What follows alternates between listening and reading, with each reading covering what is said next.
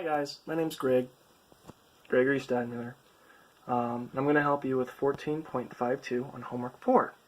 And the question is, or the main question, minus the initial introduction to the problem, is how long does it take for the pendulum to reach 2.6 degrees on the other side?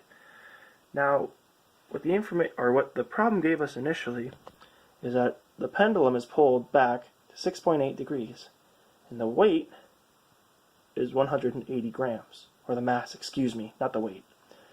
And our length of the pendulum is 2.8 meters. And so I decided to use ratios to solve this problem. So the first step that I took was how long does it take to get the pendulum to make a full swing, a full period. So to do that, we took this equation, 2 pi times the frequency of the harmonic motion equals the square root of the acceleration of gravity divided by length.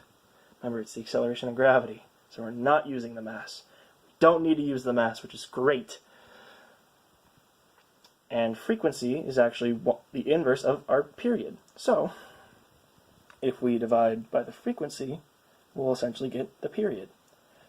And to isolate the period, we have to divide our beautiful square root to the other side. So we're left with 2 pi times the length times the square root of the length divided by the acceleration of gravity equals our period of time. So, plugging and chugging here, our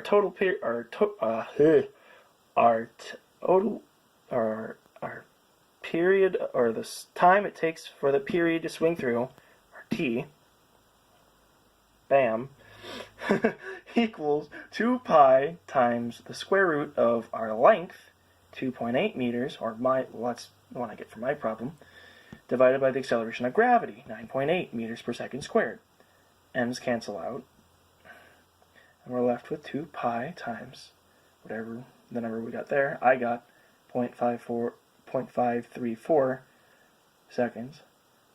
Multiply it by 2 pi, and we get 3.35 seconds for the total time, or at least I do for my problem. You'll probably get a different number because you might have a different length and a different initial pull, or initial degree, angle, words. So then step 2, again, I said I solved this with ratios. So I took the ratio of the partial swing over the full swing. So I had to find the partial swing. Now, if we are looking for the angle, or the change in theta at 0.2 or once it gets to 0.26 on the other side, we're going to have to add the 6.8, the pull from here to 0, plus the swing to 2.6, which is our partial swing, or the angle of what we're wanting to know. In which case we then get 9.4 degrees for an angle, or for a total change in angle. And for the total swing, well, simply put, we just multiply our initial angle by 4, because there's 4. It's going to go from 6.8 here to 0, to negative 6.8 here, back to 0, to then another 6.8. So essentially we have 4 6.8s that we're adding together. So why not multiply?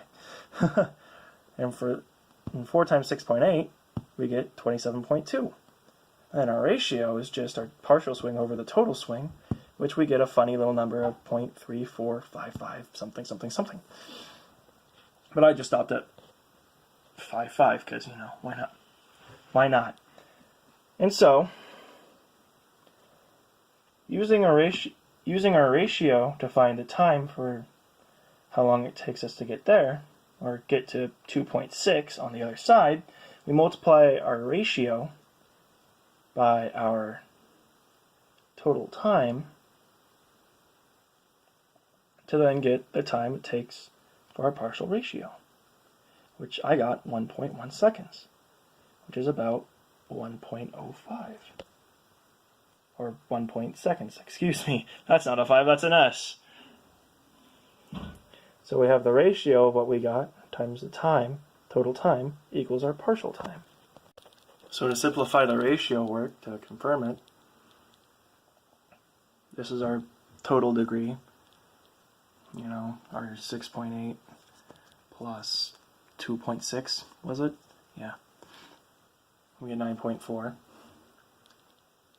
Simple algebra. Bring the 9.4 over to both sides.